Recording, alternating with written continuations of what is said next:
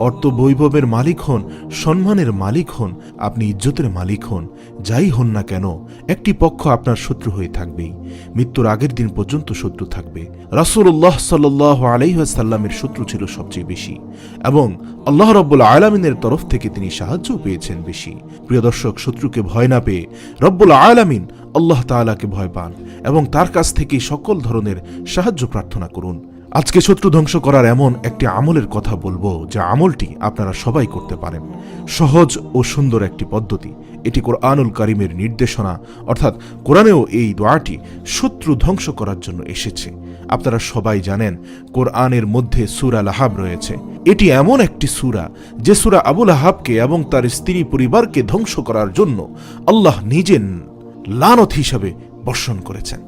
আল্লাহু আকবার। মজার ব্যাপার, এই সূরাটি নাজিল হওয়ার 10 বছর পরে আবু লাহাব ইন্তেকাল করেছে।